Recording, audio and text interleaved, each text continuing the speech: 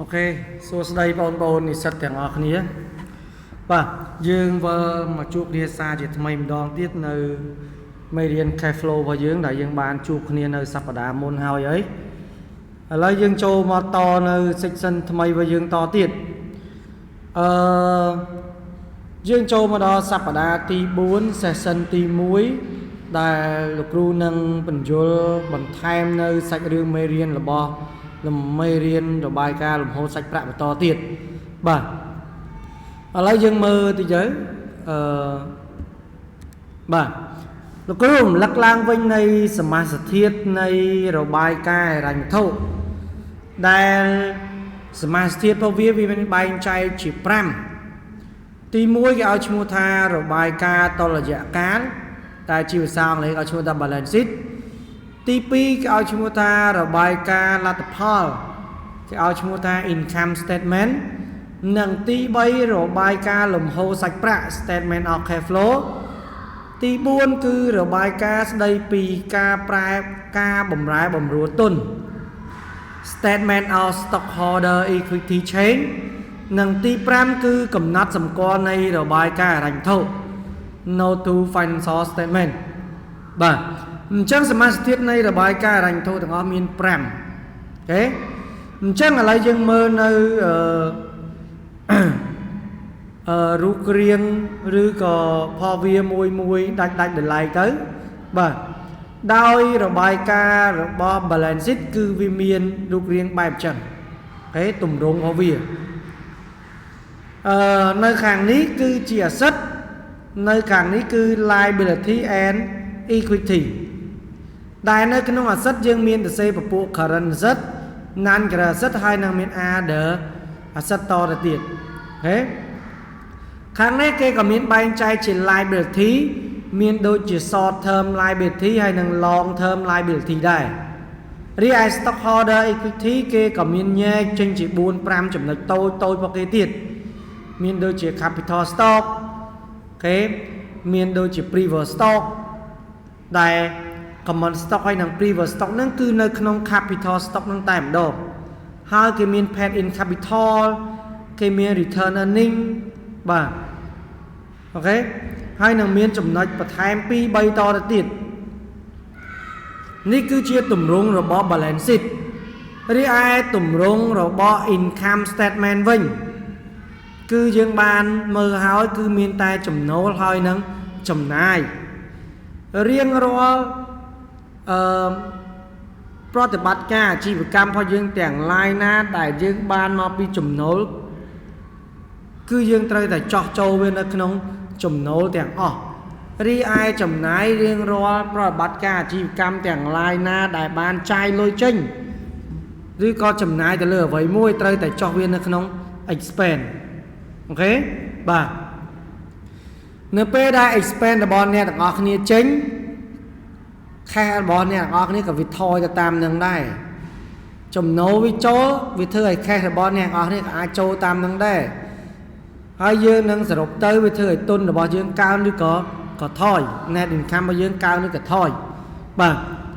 มัวเตี้ยเตะตรงchỉมวยหนึ่งระบายกาหล่อมเฮาสประได้ยืนนี่ยืนเตะตรงchỉมวยหนึ่งปะปุลอยเฮาโจหรือกับลอยเฮาจิงแต่ในขนม statement of cash flow นั้นยังมีประบัติการใบทมได้ยังหนึ่งthời thư làm hạt viết tí muối cái ao chua tha operating activity okสกามาเพียบอาชีพการมายืนที่ใบคือสกามาที่ปี investing activity แต่ตอนจะมวยในสกามาเพียบวินิโยกnâng tí bấy tẹt tôn chỉ mùi nâng financing thì thí là dân thì dây bắt đầu từ lớn sẽ cao mà phía phải rành cả tiền tẹt tôn chỉ mùi nâng chay lôi bà cầm chay tẹng bay nâng nè thằng ọc như trời tài riêng sắc xa viên mà đo mà chầm nônh tài lục rưu ban flop dây tăng pì môn mà hói operating activity lùm hát là bỏ vía cứ miễn analyze đó bay hay nơi không ăn là lại gì vốn biên miên là hỗ trợ đo dạ p đôi chia bầm bầy khai bầm tay lục lúc ai cài bàn tao bầm bầy khai và hai gì phải o tha pi khai đi bầy khai thôi chị anh giảm phol mùi tập bắn nè បាទមួយទៀត investing activity ដូចគ្នា investing activity មាន investing 1 investing 2 ដូចគ្នាអញ្ចឹង investing 1វាមាន 3-4 ខែ investing 2 ក៏មាន 3-4 ខែប្រហែលប៉ុន្តែប្រហែលជាអត់អាចកែដល់ investing 2បានទេដោយសារតែ investing 1ហ្នឹងល្មមតកែចប់ហ្នឹងវាចាយពេលច្រើនមែនតើដល់ពេលអញ្ចឹងហើយទើបធ្វើឲ្យលំហាត់របស់យើងនឹងវាធំអញ្ចឹងខ្ញុំត្រូវតែកាត់វាចោលខ្លះអូខេចំណុចមួយទៀតគឺតាក់ទងជាមួយនឹង financing activity finance នេះយើងអាចកែបានច្រើនលំហាត់ដោយសារតែ finance ហ្នឹងវាលំហាត់វាតូចវាអត់ច្រើនដូច investing ហើយនិង operating ទេបាទខ្ញុំនឹងនិយាយលម្អិតចូលទៅដល់លំហាត់របស់វាឥឡូវយើងគ្រាន់តែរំលឹករបស់វាសិនទេរីឯចំណុចមួយទៀតគឺតាក់ទងជាមួយនឹង statement of stockholder equity change ដែលកន្លែងហ្នឹងគេផ្ដោតសំខាន់ទៅលើពពួក preferred stock common stock paid in treasury stock return earning ចូលវិញបាទនេះគឺជាទម្រង់របស់វាហើយនឹងមួយទៀតគេនិយាយទៅលើកំណត់សម្គាល់នៃរបាយការណ៍រញ្ញធន note to financial statement នេះឃើញទេពន្យល់បកស្រាយបន្ថែមទៅលើហ្នឹងមានថាប្រសិនបើយើងមានចំណុចអីដែលត្រូវបង្ហាញគឺយើងសរសេរនៅក្នុងហ្នឹងជារបាយការណ៍សរសេរនៅក្នុងហ្នឹងឲ្យហើយដើម្បីមិនចាំបាច់ឲ្យ manager ឬក៏ investor ឲ្យគាត់ធ្វើការបកត្រឡប់មកសួរ preparer ឡើងវិញបាទឥឡូវសូមមើលតទៅមកចំណុចទៀតបាទខ្ញុំនៅតែរំលឹកតាក់ទងជាមួយនឹងពាក្យកន្លឹះរបស់វាដដែល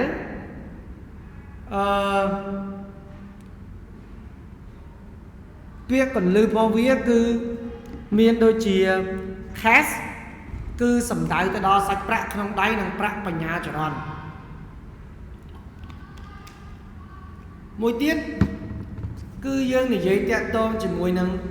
សាច់ប្រាក់ប្រហាក់ប្រហែល cash equivalent គឺជា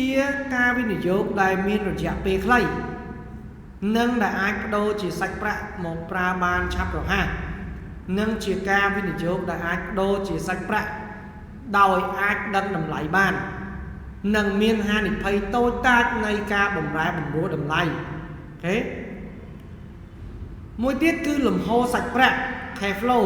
គឺជាលំហូរចូលនិងលំហូរចេញនៃសាច់ប្រាក់និងសាច់ប្រាក់ប្រហាក់ប្រហែលបាទមួយទៀតសកម្មភាពប្រតិបត្តិការ operating activity គឺជាមូលដ្ឋានសកម្មភាពបង្កើនចំណូលនៃអង្គភាពនិងសកម្មភាពផ្សេងទៀតដែលមិនមែនជាសកម្មភាពវិនិយោគនិងហិរញ្ញប្បទានបាទខ្ញុំសុំសេរីកន្លែងនេះតិច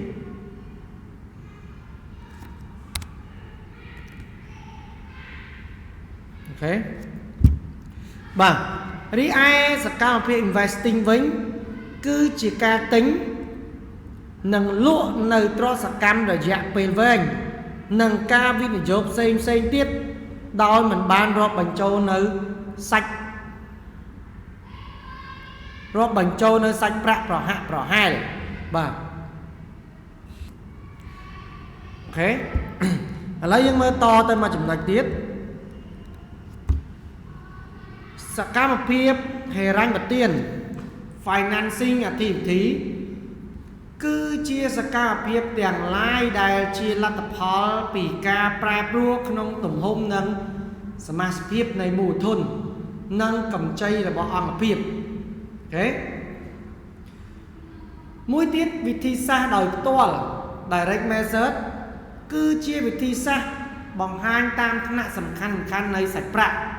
ទទួលដុលនិងសាច់ប្រាក់បង់ដុលបាទវិធីសាស្ត្រប្រយោល indirect method គឺជាវិធីបង្ហាញដោយយកចំណេញពិតឬខាតពិតមកធ្វើនិយត្តភាពទៅលើប្រភេទមិនមែនសាច់ប្រាក់និយត្តភាពនិងធាតុមួយចំនួនទៀតនៃចំណូលនិងចំណាយដែលបានចាត់បញ្ចូលទៅក្នុងលំហូរសាច់ប្រាក់ពីសកម្មភាពវិនិយោគឬក៏ហិរញ្ញប្បទានអូខេ សូមត្រឡប់មកកន្លែងត្រង់ direct method និង indirect method តិចដោយសារតែលំហាត់របស់អ្នកទាំងអស់គ្នានៅពេលដែលធ្វើ operating ធ្វើ investing ធ្វើ financing ក៏ដោយអ្នកទាំងអស់គ្នាត្រូវតែធ្វើទៅលើវិធីសាស្ត្រពីរនេះទៀតគឺ direct method និង indirect method អូខេអញ្ចឹងគេត្រូវតែធ្វើពីរហ្នឹងដើម្បីឲ្យអ្នកទាំងអស់គ្នាមើលមុនដំបូងពួកខ្ញុំប្រហែលជាបង្ហាញ direct method សិនបន្ទាប់មកពួកខ្ញុំនឹងបង្ហាញ indirect method តាមក្រោយហេបាទបាទយើងមើលតិចទៅតើមានអីឆ្ងល់ឬក៏ចង់សួរទេយើងអាចចោទសួរជាសំណួរបាន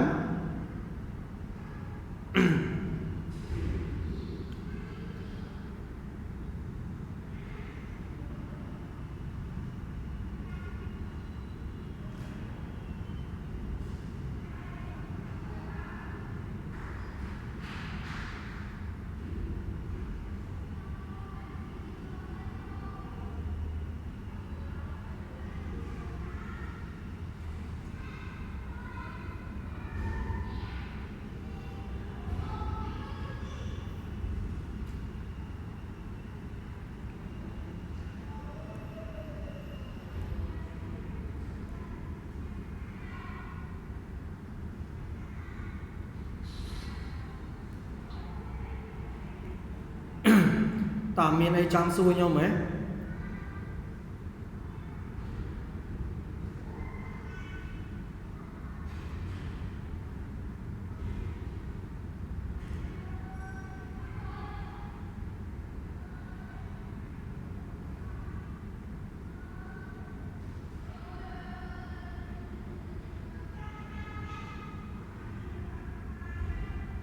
តោះឥឡូវយើងតទៅចំណុចមួយទៀតបាទនេះគឺជាសកម្មភាពប្រតិបត្តិការអាជីវកម្មរបស់វាគឺ operating activity អញ្ចឹងឥឡូវយើងមើលមុននឹងអ្នកនរគ្នាធ្វើ operating activity នេះបានអ្នកនរគ្នាត្រូវតែមានពីរវិធីសាស្ត្រគឺ direct method និង indirect method អញ្ចឹងក៏ direct method យើងមើល continue operating ប្រសិនបើ net sale ចំណូលបានពីការលក់វានឹងហូរចូលមកក្នុងពពួកសាច់ប្រាក់ឬក៏សាច់ប្រាក់សមមូលអូខេពពួក other revenue and gain ចំណូលបានពីការចំណេញលើអ្វីមួយវានឹងធ្វើឲ្យសាច់ប្រាក់យើងហូរចូលមកក្នុងកន្លែង cash and cash equivalent រីឯ cash outflow វិញវានឹងហូរចេញទៅលើសាច់រឿងរបស់វាគឺតាក់ទងជាមួយនឹង cost of goods sold តាក់ទងជាមួយនឹង operating expense និងតាក់ទងជាមួយនឹង other expense and loss អូខេបាទរីឯពួកនេះអត់ទេហើយមានប៉ុណ្ណឹងឥឡូវមើលអានឹងតិចមើលហើយឆ្ងល់អីសួរមកខ្ញុំទុកពេលមើលបន្តិចទៀតខ្ញុំនឹងបន្តទៅទៀត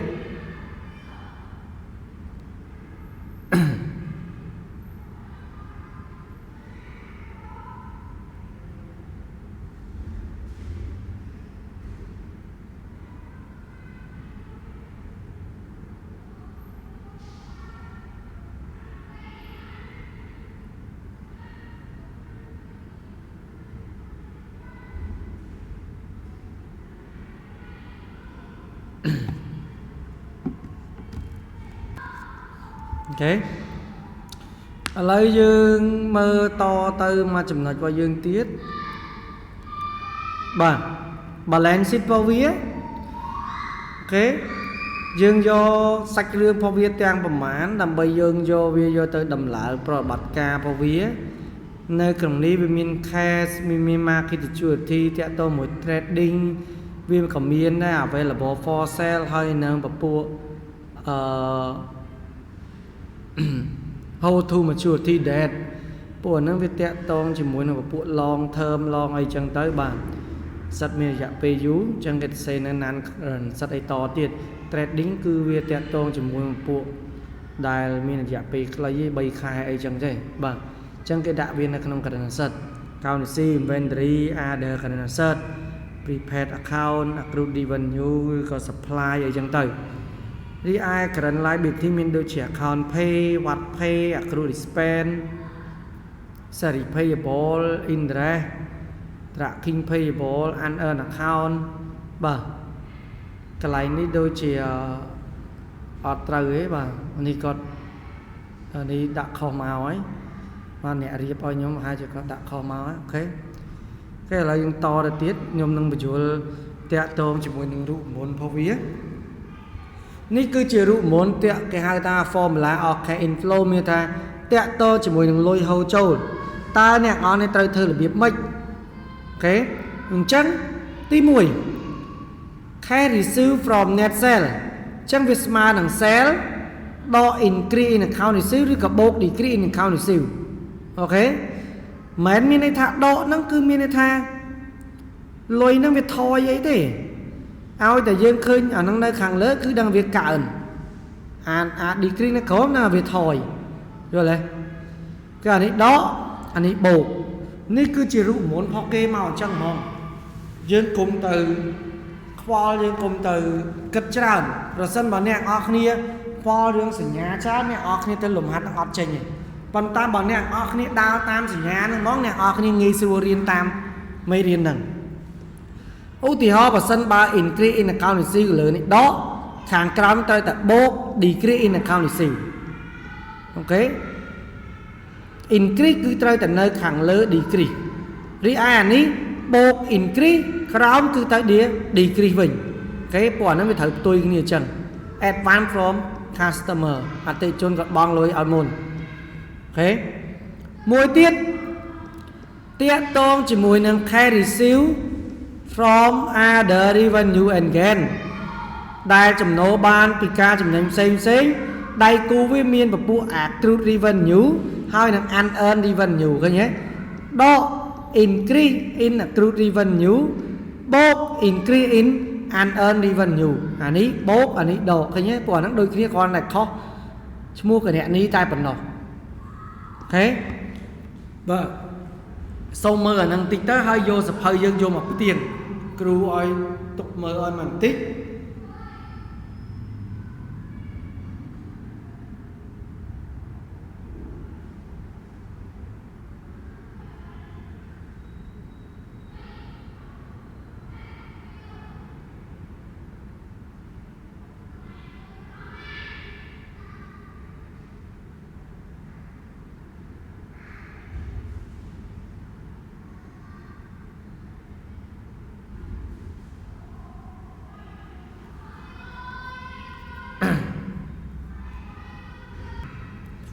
អូខេតោះឥឡូវយើងតទៅតិចទៀតទៅបាទនេះគឺជាឧទាហរណ៍របស់វាយើងមើលថ្ងៃទី18ខែ1យើងលក់សន្និធិ 10,000 ក្នុងនោះទទួលបានជាសាច់ប្រាក់ 8,000 និងអតិថិជនជំពាក់ពី 2,000 ហេបាទនេះគឺជារូបមន្តរបស់វា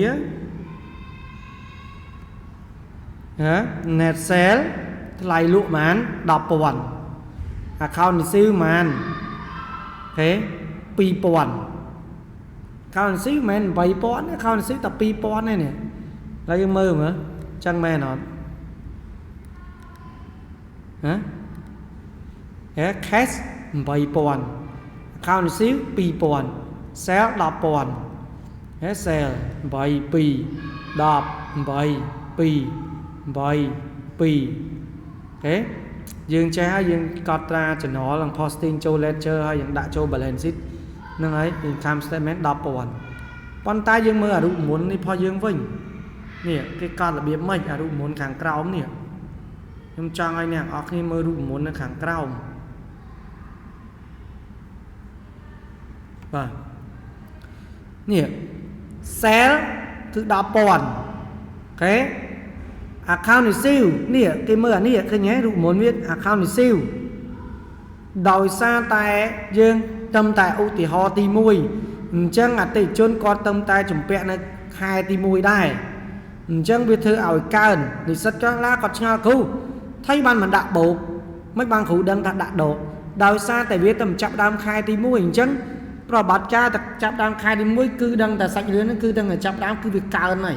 វាអត់អាចថយបានទេលុះត្រាតែខែក្រោយអតិជនមានយកលុយយកមកសងបន្ថែមនេះទៅធ្វើឲ្យថយបាទ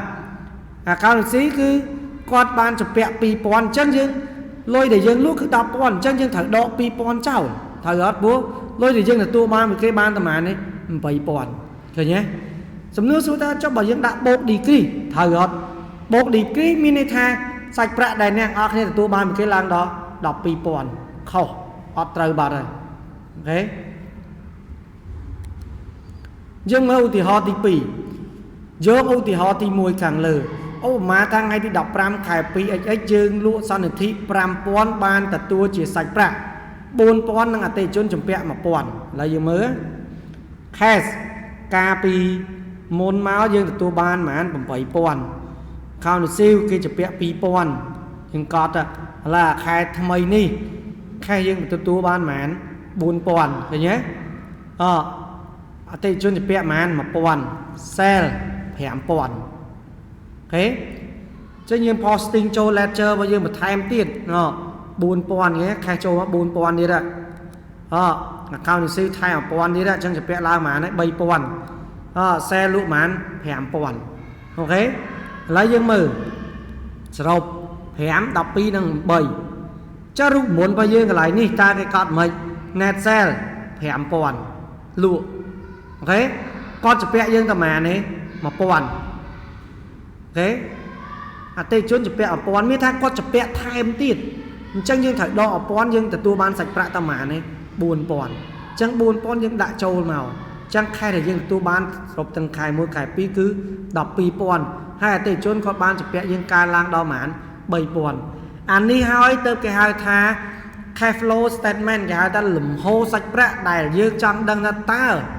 សាច់ប្រាក់ហ្នឹងយើងបានមកពីណាយើងលក់សាច់ប្រាក់យើងទទួលបានពីការលក់ប្រមាណហើយអតិថិជនគាត់ជំពាក់ប្រមាណអូខេបាទយើងងាយស្រួលតាមដានអញ្ចឹងហើយទៅគេតម្រូវមិនមែនមានតែ balance sheet ហើយនឹង income statement គេឲ្យថាជា financial statement មួយដែល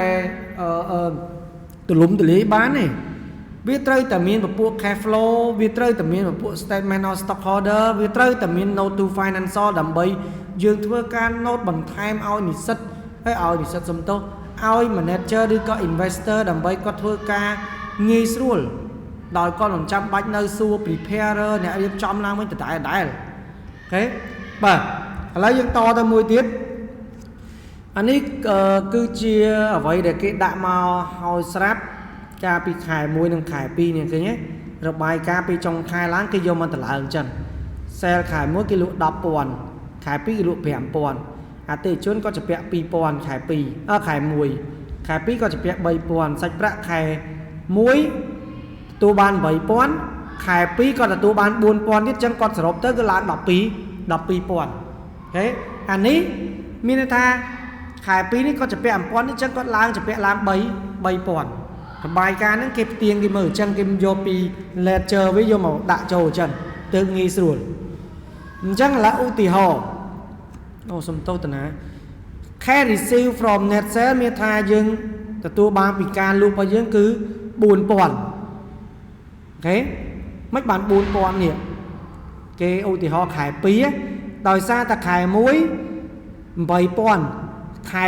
2យើងធៀបវាមកអញ្ចឹងវាកើនឡើងប្រហែល 4,000 អញ្ចឹងការលក់របស់យើងកើនឡើង 4,000 អូខេអញ្ចឹង total cash inflow របស់យើងទៅឃើញ 4,000 cash change during period មានថាយើងអត់មាន investing អត់មាន financing ឲ្យយកបូកបញ្ចូលអញ្ចឹងវានៅឃើញ 4,000 ដដែល beginning period មានន័យថា 8,000 ហ្នឹងគឺយើងបានមកពីកន្លែងណាបានមកពីកន្លែងណាអ្នកនរគ្នា cash beginning period cash beginning period នេះ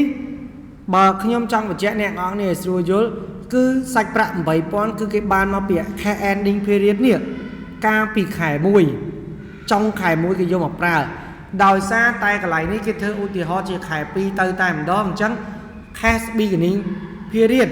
តាមពិតយើងធ្លាប់រៀនឆ្នាំទី1ហើយគឺ bởi sân bởi dương trong rồi stock đám dương trời tại vô stock trong khải chắc vô mà đã chỉ stock đám khải thay thấy ấy chắc nó trong cái này ní bởi sân bởi nè ngọt nia cất tha lấy anh ấy khải pi chắc bi cái ní bởi dương trong ban bi cái ní dương mình thử vô ending bị khải môi vô một nào ok chắc bởi cái này nè đập pi pon nè bởi dương thơ bắt ca khải bay với chắc đập pi pon ní viên thằng khai ta chỉ bi cái ní nó khải pi nó khải bay vậy ok vâng chắc cái này ní buôn pon bột năng bầm bay pon từ khơi đập pi pon cho nhưng mà chạm đòn tiếc lại ní net sale ban bị ca lúc buôn pon để ra tầm bảy pon sạch bạ và dương đại dương tu ban bị ca luôn nâng cư nè việc khó khăn biển này anh cái rộng màu món bảy năng bốn bảy năng đập pi vì ca lang buôn pon vâng hai năng dương total operating và dương ta anh ấy chăm bất kỳ vô mà lồng hạt vô mình giấy á vô một prop bát ca cho mình giấy thì chút cháo nè chẳng dương ở miền đấy dương total với ta khơi buôn pon hay khai tranh đủ riêng period miền ta ở miền plak đâu ấy tận ở khơi nơi tập buôn pon đái hay dương miền sau là stock ca bị môn má dương vô mà hay dương miền sau là khai cha vô mà thay vì và dương cứ bảy pon chẳng sọc tận ở việt ca lang đập pi pon ok bà à lấy dương mới dương to từ mùi tiết u thì họ thì bấy dương vô u thì họ thì pi mò tận tải dương ban lựa sẵn thì chưa ở thì trốn chầm nuốn bầy pon ok bầy pon bẹ bầy pon dương ban lựa sẵn thì sẽ rộp chầm nuốn buôn pon lụa buôn pon năng nó tệ trốn chụp bẹ mán bầy pon thấy nhé cái to này dương bạch mơ thế anh ấy cha thế chứ nằm cha ấy anh ấy khai TP thế hay là tua ban chia sạch bạ mán mà pon thấy nhé nhưng cho áo ấy nèแต่ថ្ងៃនេះ20ខែ3អតិជនបានសងជាសាច់ប្រាក់ចំនួន 5000 អញ្ចឹង 5000 ចូលអញ្ចឹង account នេះស៊ីត្រូវចេញវិញ 5000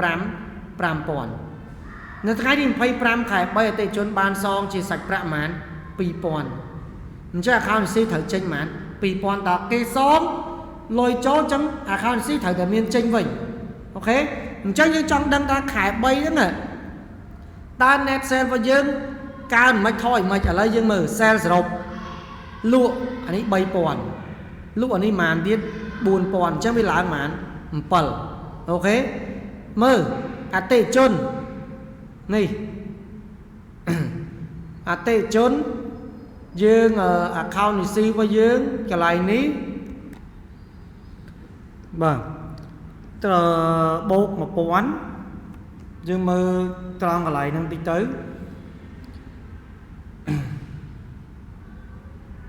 មើលមកតើ1000ហ្នឹងយើងមើលមកបានមកពីកន្លែងពីណាមកយើងផ្ទៀងមើលទៅយើងលក់បាន7យើងលក់ 7000 ត្រូវហ៎អតិជនគាត់សងលុយមកយើងនេះគាត់សងមកយើង 7000 យើងដាក់អានេះ 5000 អានេះ 2000 ចូលអូខេហើយគាត់ក៏មានជាពាក់ថែមទៀតប៉ុន្មាន 3000 ទៀតដែរកន្លែងនេះហើយយើងទទួលបានជាសាច់ប្រាក់ 1000 អញ្ចឹងកន្លែង 1000 នេះគឺយើងបានមកពីណាកន្លែងហ្នឹងបាទចាំមិនថាយើងទទួលបានជាសាច់ប្រាក់កន្លែងហ្នឹងគឺមក 1000 ពីអតិជនហ្នឹងអញ្ចឹងយើងបូកវាទៅអញ្ចឹងវាឡើងសាច់ប្រាក់យើងទទួលបានទាំងអស់គឺ 8000 អូខេតែយើងលក់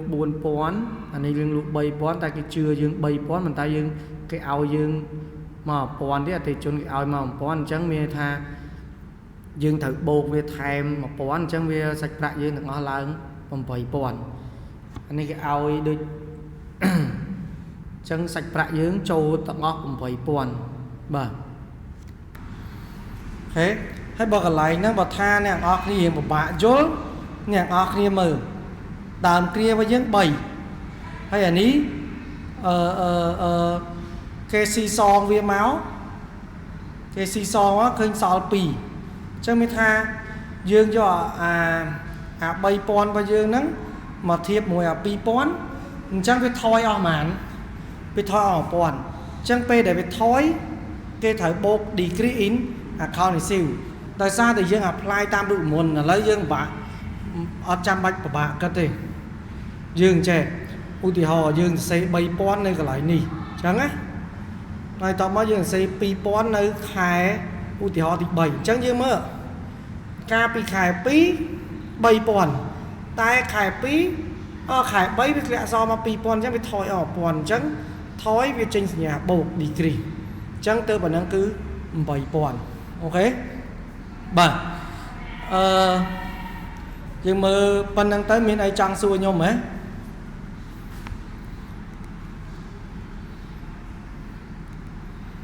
bàนี่คือ chia ตารางวิเคราะห์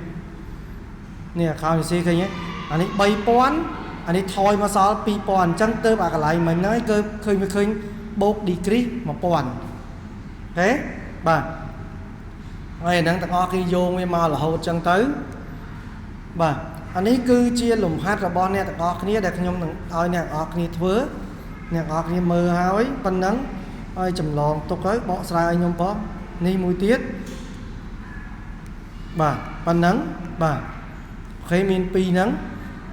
អូខេប្រសិនបើអ្នកនរគ្នាមានចម្ងល់ឆ្ងល់ត្រង់កន្លែងណាអាចសួរខ្ញុំបានអូខេបាទសូមអរគុណសូមជម្រាបលាជួបគ្នានៅ section តក្រោយទៅមួយទៀតយើងនឹងតទៅទៀត